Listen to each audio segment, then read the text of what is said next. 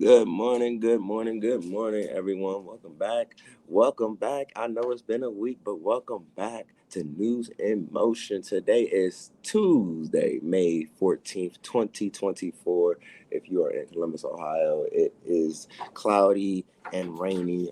Be sure that you are being extra vigilant if you're on the road for our audio and podcast listeners. You can also find us on YouTube and LinkedIn as well. If you're tuning in live with us here at 7:25 a.m. or if you're catching the replay, whether it be in the afternoon, the evening, or near the nighttime, we just want to say thank you for tuning in and supporting News in Motion. News in Motion is a media outlet with relevant commentary and call to action. And today we have our topic for today is Talk About It Tuesday. So before we get started, a few shout outs to our viewers. Shout out to Miss Adrian, Miss Deborah Johnson, and good morning, Miss Shardini, who is tuning in through YouTube as well. As y'all are coming up in the room, be sure to invite a friend. Let them know that you're watching News in Motion. And we'll be right back after this brief intro.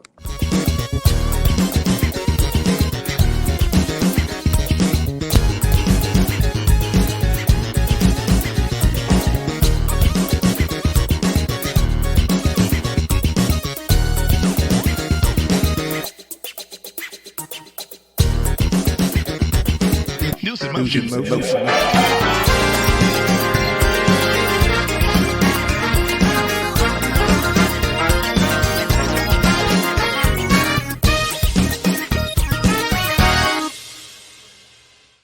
Well, hello, everyone.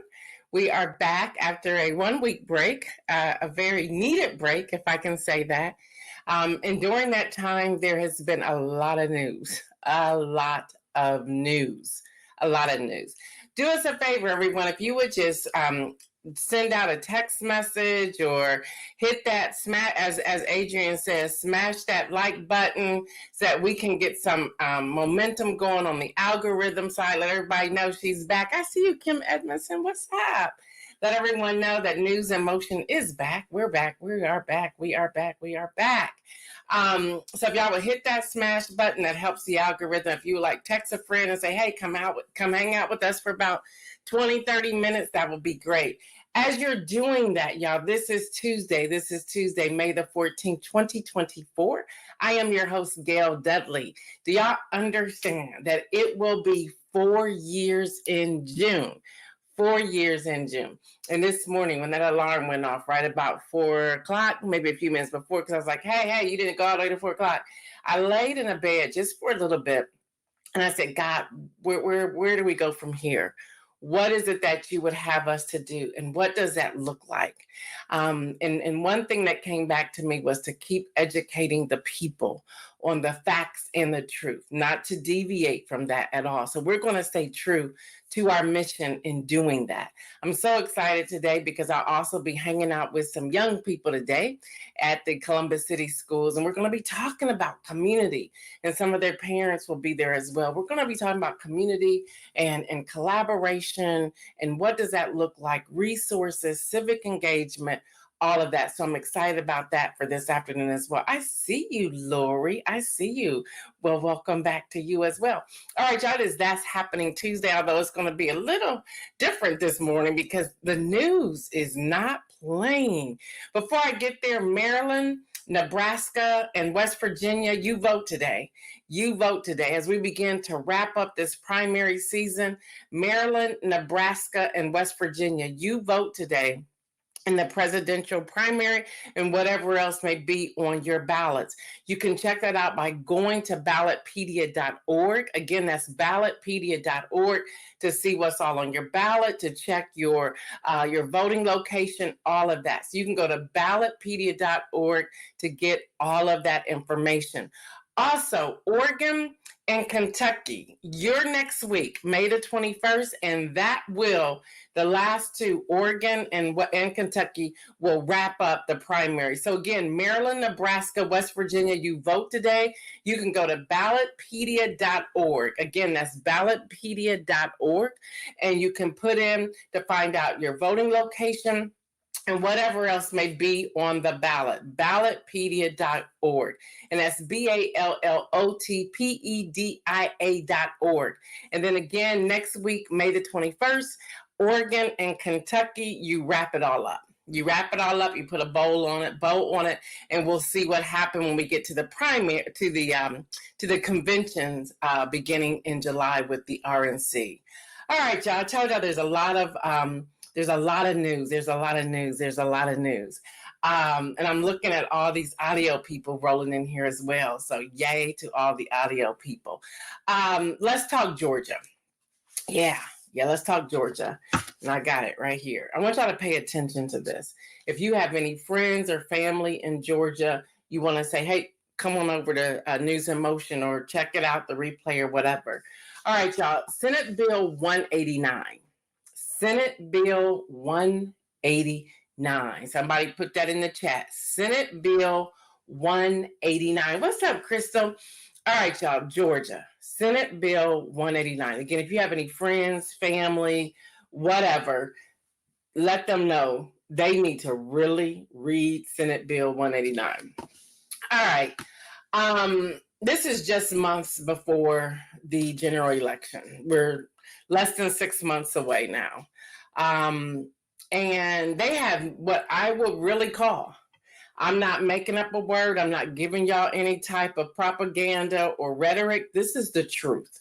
They have what I would call some serious voter suppression laws. What's up, Davia? What's up, girl?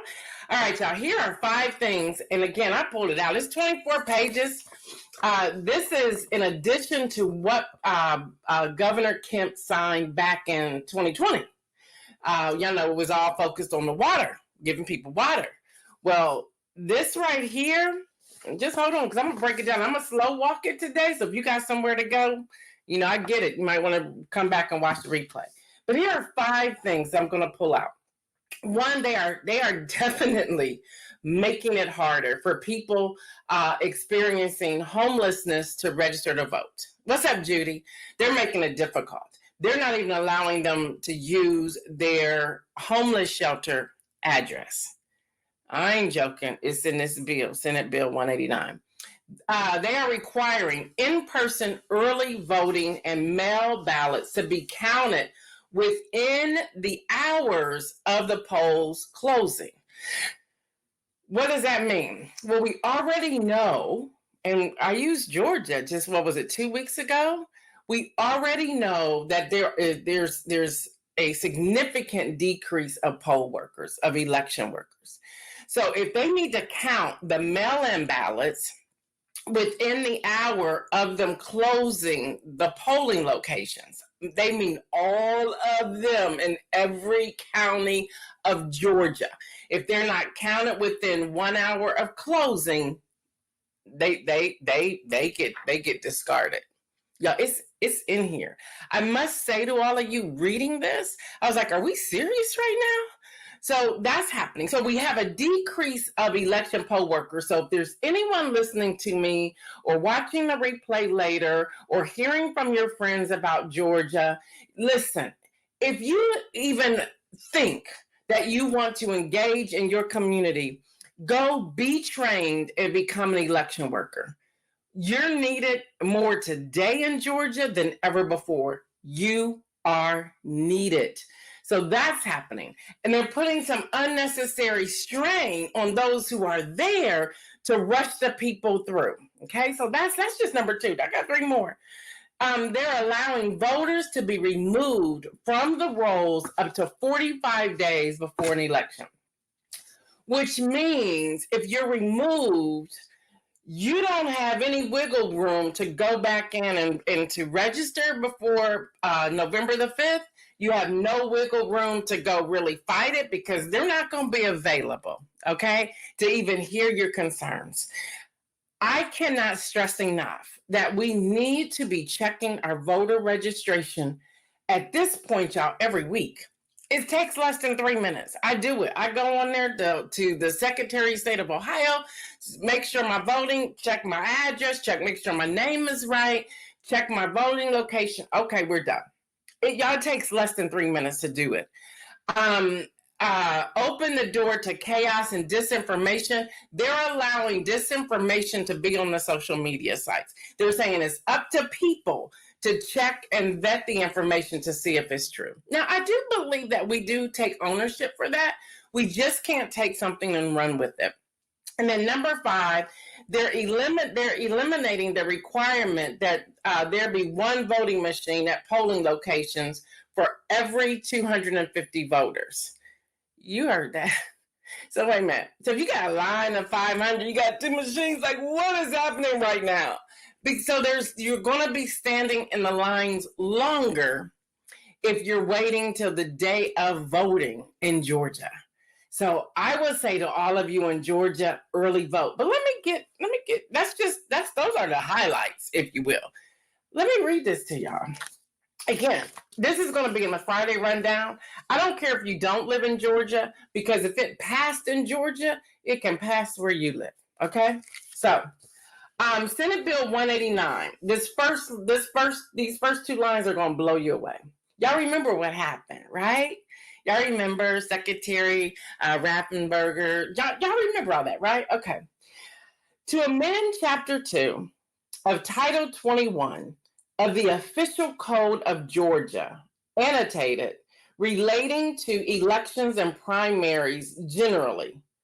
So, everybody type in the chat. So, I want y'all to hear this. I read this like, this can't be right. This can't be right. So I went to go check out with my attorney friends and a couple judges. Y'all, this is real. This is real. So, as to remove the Secretary of State from the State Election Board. How are you removing the Secretary of State from the State Election Board when they are a board? Then that is their job to oversee the state elections. Do y'all follow me? Like y'all remove the Secretary of State from the State Election Board? Make that make sense, somebody. Make that make sense. To provide additional conflict of interest. They're now saying that the Secretary of State is a conflict of interest to the State Election Board. What? But again, y'all got to remember what happened. What happened in 2020? What happened even afterwards? What's happening even now? That should make you go, is this why you're making the changes that you're making? And then it goes on to say, provisions for statewide and local election of officers, officials, and employees relating to business providing goods and services, relating to voting equipment. They give a whole lot of things about processing, scanning the ballots, ballot access, political parties, political bodies relating to nominations. Yes, Kim Edmondson, totally ridiculous. To revise provision to determine residency. To what? To revise? What? You're not going to take it from my license that this is where I live? How are you going to even fact check where I live? Make it make sense. You don't have the manpower. So then is that a way I'm going to come off of the rolls to vote 45 days before, and then you suppress me from being able to vote the day of the election or early vote? Because you don't know if I really live there or not. Y'all, this thing talks about deaths, which I get it. You want to make sure that somebody's not putting that together. I'm not going over all of this, but y'all, businesses mean corporation, partnerships, proprietorships, firms, enterprise, franchise. This is talking about the code in the section where they're talking about registering people to vote. So they're knocking that out. You know, some places you go and you may see in a grocery cart or a bag or whatever, like a voter registration thing, or just reminding people to register to vote. They're getting rid of all of that here. You're not going to be able to do that. They're talking about the lines. They're talking about what you can and can't do in the line. So they're bringing that out again. They're talking about person's place of residence, which I just talked about. Such person shall be considered to have lost such person's residence in a former county or municipality. So if you move within this time, listen, if you live in Georgia and you move tomorrow or you move today, immediately go change your driver's license and go ahead and update your voter registration form and card and information, and then check it within, I don't know, 7 or 14 days to make sure it's been updated. If not, go back to that location, get a name while you're there the first time, write down. I do things like this, and I know everyone's not as anal as I am, but I write down, even when I'm talking to somebody on the phone about a credit card bills, interest or whatever, what's your name? I write down the time, if it's 11:09 a.m. or 7:02 p.m., the time, the conversation. I write those things down in a notebook. I'm still old school in a lot of respect, but I write those things down. So get the name of the person. Y'all, Section 6 talks about how they will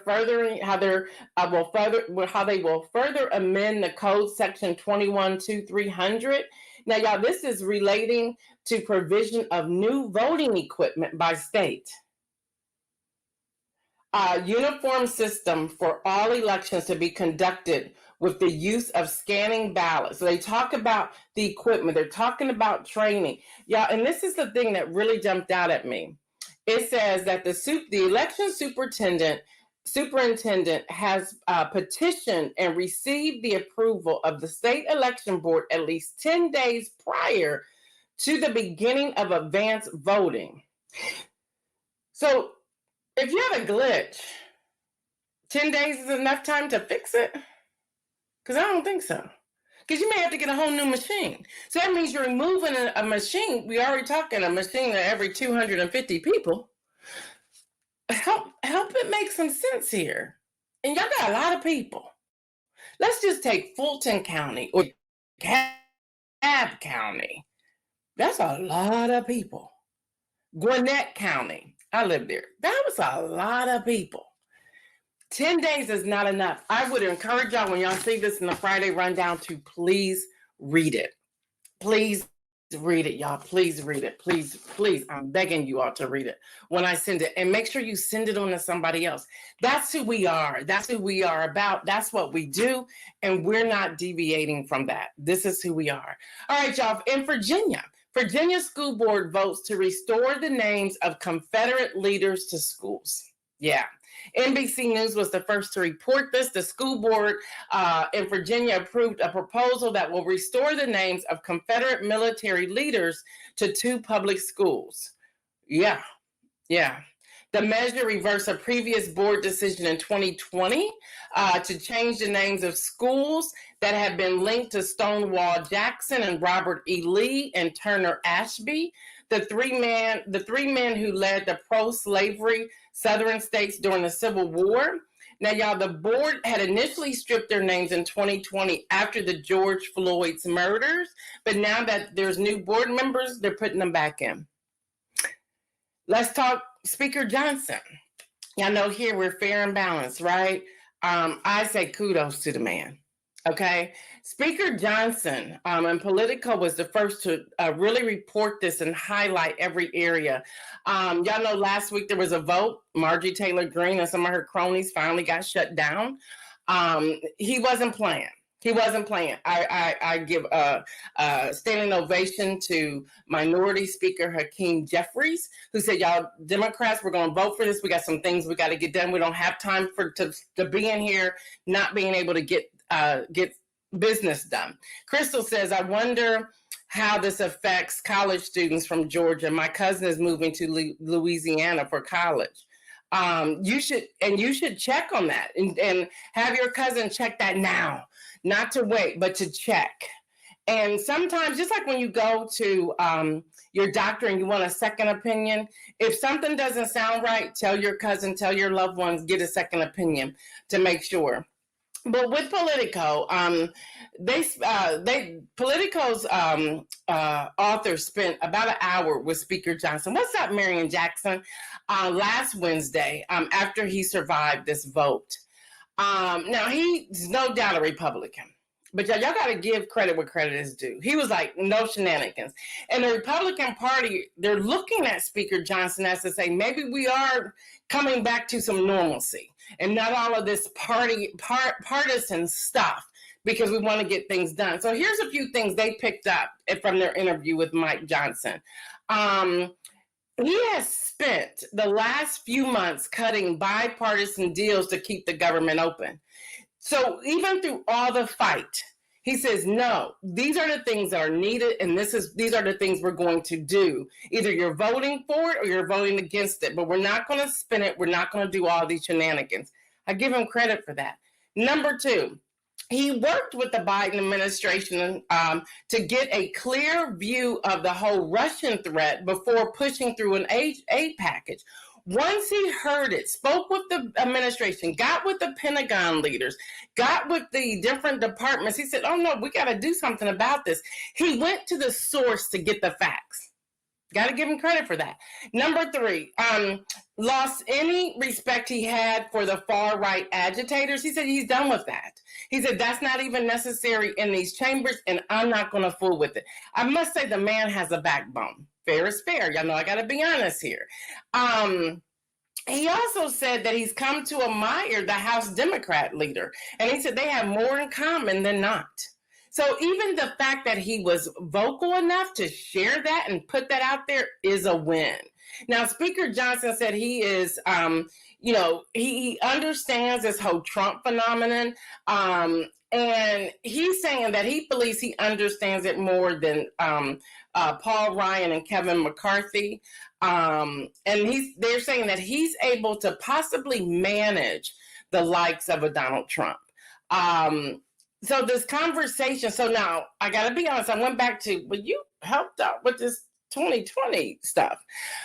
But they did not zone in on that in their interview. But the more I was doing some research, some of this was he was pulling out legal law, legislation that's already in place, saying, well, this is how this can be done if these things happen. Now, still, you got to think about that, but maybe him put in a seat and seeing how things are working on another platform will change that for him. So there's that. Let's go to Barron Trump. As many of you know, he was named a delegate from Florida, which that raised a lot of red flags because his entire family are delegates. So you're taking away delegates from your community. That doesn't make sense. You're taking away delegates from different states. That doesn't make sense. Well, it was only a few days later where New York Times was the first to report and said Donald Trump's youngest son, Barron Trump, will not serve as one of the Florida's delegates to the Republican National Convention. The office of Melania Trump said on Friday. I said, She's like, you're not doing that. In a statement released 2 days after Barron, age 18, was selected to be an at-large delegate, he wasn't just, he was an at-large delegate by Florida Republican Party. Her office said that Barron was honored to have been chosen, but he regretfully declines to participate due to prior commitments. Okay. So there's that. He will be graduating from high school as well. And then also congratulations to all graduates, near and far. Congratulations. All right, let's get to the finance part of what happened yesterday. Kim Edmonds, I don't know if you was watching this closely or not, but did y'all see the movie on Netflix called Dumb Money? If not, watch it. Well, it's based on a true story. Watch it. And that happened on yesterday. Yes, it did, y'all. That happened on yesterday. In that movie, Dumb Money, there's a character that is called Roaring Kitty. He posted a meme on Twitter on yesterday. Well, X on yesterday. And all of his followers jumped on and went after GameStop trading options. That's GME. The stock went from way, way low to way, way high. It went from being able to purchase one contract, which is 100 shares for, I don't know, $34 to $400, okay? And then it got so crazy that they halted trading GameStop. They halted, which that never happens. It happened once before. That's why the movie Dumb Movie was made. It happened yesterday. Like, you couldn't trade it. It was over. It stopped. Once they got everything leveled out, it came back in. So then it dropped, but then it took off again. And so now, because of the psychology of trading, that group of people, and a lot of them are millennials, are holding steady again. So just like the movie, so if you have not watched the movie, I would encourage you to watch it. You can watch it on Money on Netflix. They're holding again. That's creating this craze when it comes to the stock market. So AMC, that's the movie theater, they somehow connected with the entertainment. They went from like, I don't know, $5 all the way up to I was like, what is going on? So even things like that, you have to pay attention and ask the question, what's going on in society today and why is all of this happening? And then the major question is, why now? So that's happening. I know I'm into this now, so I'm all excited. Then we have the airlines, y'all. I was like, what is going on in our world today? All right, y'all, the airlines are mad. They are mad. You are not going to tell me I got to give people money back because we canceled their flight. Well, yeah, you do. You can't just give us a credit because maybe we no longer need to go there. So as y'all know, the Biden administration said no more junk fees, and you're going to pay the people back. You're going to pay, they paid you, you're going to pay the people back. Well, y'all, the airlines is suing the Biden administration. Yeah, that came out yesterday. AP News is the first to report on this. I'm sitting back going, what is going on? Y'all, U.S. airlines are suing to block the Biden administration from requiring greater transparency. What? You don't want to be transparent with the people who help pay your salaries. You don't want to be transparent with us. So you're going to block to sue the Biden administration so you don't have to be transparent. Wow. Over fees and carrier charges, their passengers are saying that the new rule will confuse consumers. It doesn't confuse us at all. You owe us, and so you should pay us, right? So y'all, they're suing the U.S. Department of Transportation said Monday that it will defend the rule. Pete Buttigieg was like, you suing me? Go ahead, do whatever you want to do. So American Airlines, Delta, United, and 3 other carriers, along with their industry trade group, sued the Transportation Department in a federal appeal court on Friday, asking the court to overturn the rule. Yeah, y'all. What to know, the U.S. airlines are suing over a new rule to make certain fees easier to spot. And then the U.S. Transportation Department said it will defend the rule. They're going to, yeah, that's right, Marion. No confusion here. None. There's absolutely none. So, y'all, the trade group, I was like, is this for real? The trade group, Airlines for America, said the Transportation Department is going beyond its authority to give us transparency. You don't want to give us transparency, make it make sense. So they want to regulate a private business operation. They want to continue to thrive in the marketplace. Do y'all remember that it was the administrations who gave y'all money after COVID to keep doing what you're doing, and you still raise prices? You don't remember that? Okay, we remember. So y'all, that is happening. All right. Also, y'all, if y'all watch this, and it pains me sometimes to watch his speeches, but I watch them because I want to hear it for myself. I don't want to have secondhand information. So if you can stomach it, I would ask you to watch all the speeches from both candidates. 3 candidates.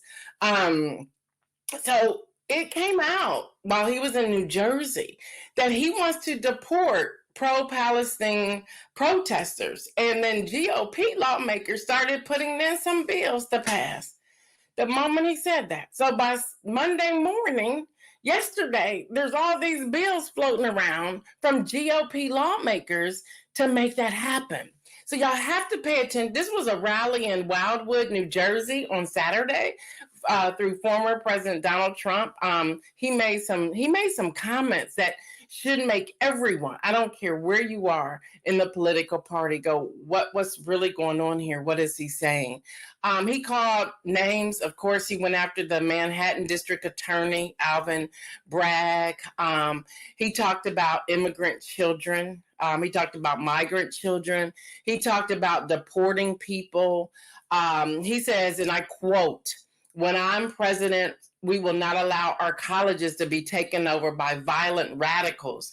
And if you come here from a violent country and try to bring jihadism or anti-Americanism or anti-Semitism to our campuses, we will immediately deport you. You will be out of that school.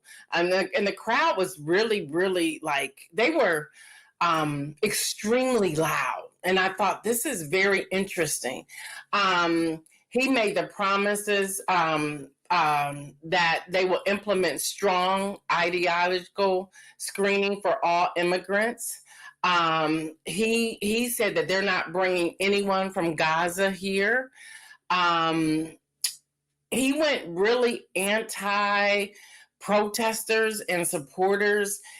It was extremely concerning. I would encourage you to watch it for yourself. It was very, very, very concerning. Very concerning. So I would encourage you to watch it for yourself. All right, y'all. So for the inspirational message, I got to give y'all something inspirational behind all this, right? For the inspirational message, before I get there, thanks again to everyone who has been purchasing Inspire Call to Action. Y'all, that book is in stock, then it's out of stock. And it's a really great problem to have. And I'm excited about it. So with that, I'm asking you, if you have a copy of the book, whether you purchased it from Amazon or not, please go to Amazon today if you can, as soon as we get off of this, and leave a review. It could be one line. Leave a review. We would greatly appreciate it. It really does help with the algorithm. Dr. Antoinette sent me an email last week where Amazon was sending her highly recommended books, and that book, Inspire, was on there. And I was like, wow. So I'm really excited about what's happening. If you want to host an event, we've now completed 3. If you want to host book conversations with Gail, please reach out to us. You don't have to do anything but gather the people. We'll do everything else. But if you would just want to do that, we would love that. If you want to do even a telephone conversation or a Zoom meeting, we can do that as well. So really excited about that. And we just really want to say thank you for the support that's happening. And that was, again, while I was lying in bed at 4 o'clock this morning, asking God the question, what's next? What am I doing? Where do I go? How do I get there? Lord, I just want you to give me the instructions for this. So for the inspirational message today, I put a post up yesterday on Instagram. It was a question. And the question is, how do you stay inspired? Or how can we inspire you? Or what do you need to be inspired? It was one of those. But it all centers around inspiration. So I want you to participate today. If you're in chat, if you are on audio, you stay on audio. You keep driving it. But if you're someplace in your office now where you can respond, put it in the chat. But put it in the chat. What do you need to stay inspired, especially in this political atmosphere that we're in right now with everything happening? And as you're putting it in there, please put it in there. Please put it in there. As you're putting it in the chat, yesterday, again, I'm going to hang out with some young people this afternoon with Columbus City Schools, talking about civic engagement and gathering. Real excited about that. But I went to go pick up some stuff from Staples. Then I had to go to Kohl's. You know, got to take back those Amazon returns. And Sheriff was everywhere, every parking lot. So when I turned into the Kohl's parking lot, Sheriff said, I was like, what's going on? And they were like, well, we just want everyone to be careful. A lot of people have been attacked over the weekend, over the past week, in all these different strip malls. And this is not to create fear at all. They was like, just be aware. If somebody's in a car next to you, consider moving your car instead of getting out. And I'm, I still have some hood in me. I'm like, I wish somebody would. But I just thought about that. And then I saw an older woman on the ground where they were caring for her, where she had been attacked by a group. And I said, what is leading to this today? What's happening? Are people crying out for help? Is it that they're just not inspired? What is really at the root of what's going on today? And how do we help people? What does that look like? Because what the one sheriff was saying to me, because they were all over the parking lot. And I got out the car to go, because I'm taking my Amazon return back. I was taking out the card. She says, you should put your phone away. She goes, those are one of the things. They come up behind you, snatch your phone and run. I looked at her, I said, I wish they would. And she kind of chuckled with me. She says, I've gotten that response a lot today. I said, I think we're tired and we have to take our communities. We have to oversee our communities. We have to be a regular figure in the community and whatever that looks like. So we had a good conversation when I was walking in. Deborah says, I'm inspired by joyful people who live with purpose. I read inspirational books beginning with the Bible.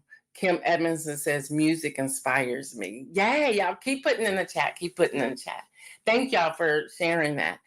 And when I came back out, that same female sheriff was standing there. And she said, who are you? And I said, what do you mean, Mama? She says, no, really. She said, you had a smile on the whole time we were talking to you. You kind of chuckled with us. You said, I'm not supposed to help anybody. And you're like, that ain't happening. If I think somebody's in trouble. She says, most people have this edge about them, but you came out with something more positive and in the way you're going to respond. And I said, I think that's what the world needs today. We need to be able to respond in a positive light and not a negative. I said, I think people are searching for some inspiration, but their surroundings are so filled with negativity, it's hard for them to cut through that negativity to find what's positive, to find what could inspire them. I said, from the youngest person to the oldest person, there needs to be some ongoing inspiration. So we had a really great conversation, which really sparked me making that post. So Marion says, you put it up there. Thank you, Marion. What do we need to stay inspired? So y'all, I want y'all to really think about that today, this week. What do you need? What does that look like? I've been intentional on my Instagram, engaging with other people and posting their memes and so forth. A lot of it's women-based, about, you just got to go ahead. Like, no, I'm not your cup of tea because I'm champagne. Davey, I saw you like that one. I'm champagne. So no, you're not going to drink this. Because I'm at another space. I don't have time for this anymore. And we have to really rise up to say, I no longer have time for these shenanigans. Life is too important. Too much greatness is happening in and around me to be sidetracked by foolishness. Lori says, good people around me are important. If you consistently pour out, you need positive people to pour back in. Sometimes it's hard to find. I guess I better put my glass on because I don't know if that's it. Oh yeah, it does consistently. I need to make sure. But yeah, we have to. This is just me. Thank you. I don't know if Tanya or Lexi's on here, but I was their preacher. I gave this sermon on Saturday. They have Saturday morning church. If you're looking for a church in Columbus, Ohio, and you want a Saturday morning church, Life Transformation on East Broad Street near downtown Columbus is 1 hour from 11 to 12, and it's phenomenal. But I had the opportunity, and we were talking about, the point of my sermon was, God will supply all your needs and to trust God. And I gave 3 points. Ask for what you need, humble yourself, and block out the distractions. And I believe it might be on their website, the entire sermon. But I came out of 2 Kings chapter 4, verses 1 through 7. And I thought about it. I said, that's inspiration. Ask for what you need. If you know you're lacking when it comes to the realm of inspiration, ask. You may have to humble yourself. Marian says, I'm inspired by kindness of others around me. I have been blessed by the beautiful people around me. I think that's what she's saying there. It's crazy that I can figure these things out, right? But y'all really decide, okay, let me humble myself. I don't have everything that I need right now. So let me humble myself and ask for what I need. And then block out the distractions. Seriously, y'all, block out the distractions. It's a game changer. It's a game changer. All right, tomorrow is What to Know Wednesday. I think I'm doing a workshop in there tomorrow. So you want to tune in, let people know we are back. We are here the rest of, what's up, Devontae? Good morning. He said, welcome back, News in Motion family. Well, thank you, sir. And by the way, I want to publicly thank Devontae. He encouraged people to subscribe to our YouTube. It took us forever to get to 500 subscribers on YouTube. Now we like racking in people every day. So thank you, Devontae, for saying that. We appreciate that. And if anybody on here, and I'm going to reach out to Mike Nicholson as well, has SEO experience with social media and YouTube, I really want to consult with you. I'll pay you, consult with you, because it's time for us. God is showing, he's revealing some things to me. And I've said yes. Just like this is inspiration. This is my inspiration. And y'all just bear with me. I wasn't here last week, so I'm gonna take extra time. Bear with me. My inspiration. My husband knows because he's a doctor of ministry, right? And he teaches preaching. I usually don't like him with me when I'm preaching at church. It's like, you can watch it at home, but I don't want you to come with me. This past Saturday, I want you to come. He said, no, I want you to come. I said, because I've been afraid to preach in front of you because of your credentials. I said, that stops today. And that was my inspiration. I said that when I went into my sermon on Saturday. He was there.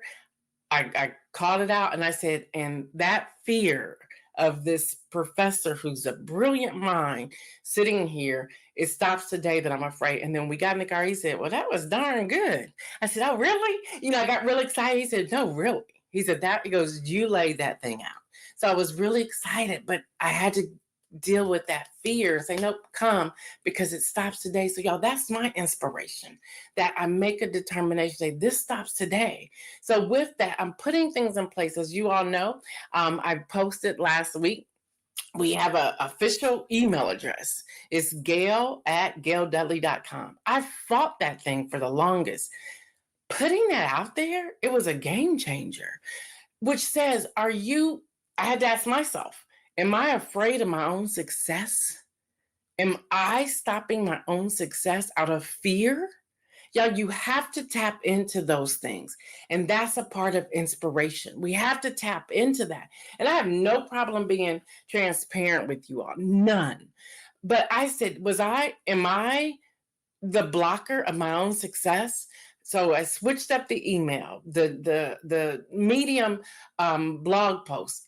We get new followers every day. Mind blowing. I got the report from Ingram Publishing.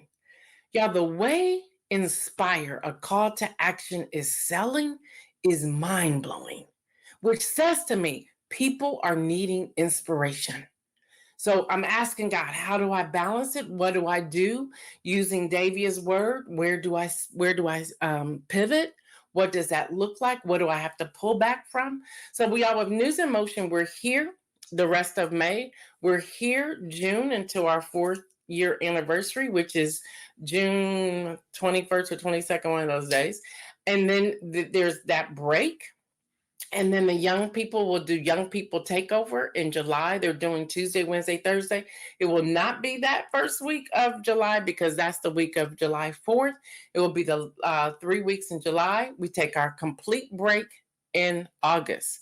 When we return in September, and then we're out of here, y'all. When we return in September, News in Motion, on Town Hall Thursdays, the lineup, wow, we're talking about the psychology of voting. We're having people from Brennan, the Pew Research, they said yes. That's like, I had to stop being afraid. It's like, all I can do is ask them. They say no, they say no. They were like, yeah, we'll be interested into it. We have people coming polling. We have people that's going to be talking about business. We have people that are going to be talking about advocacy. The town hall meetings are going to be on and popping. That's happening Tuesday. We'll keep, Kim Edmonds says, pivot is your superpower. Yeah, I think so too. We're going to keep Tuesday. That's happening Tuesday as that's happening Tuesday. And Wednesdays, we're going to be doing some sort of community civic engagement workshops. And we, again, will take you to November the 5th. Hopefully we'll have results of the election November the 6th. And by November the 7th, that's a Tuesday, Wednesday, Thursday. By November the 7th, we will give you our update as to what we're going to do and how things are going to look. Marianne says, please pray for me and my family. I'm traveling to Georgia this week for my mother's homegoing. Oh, our condolences to you, Marianne. My mother, Elizabeth Jackson, was 93 when she passed. Great life, Miriam. Great life. And we will be praying for you. If you need anything, let us know. Let any of us know. Let any of us know. Let any of us know. All right, y'all, we gotta go. So until tomorrow, this has been News in Motion. I'm your host, Gail Dudley. Thank you so much for letting me share a part of your morning with you. Y'all know what I say. Stay well, everyone. And remember, make some bold moves. We're out.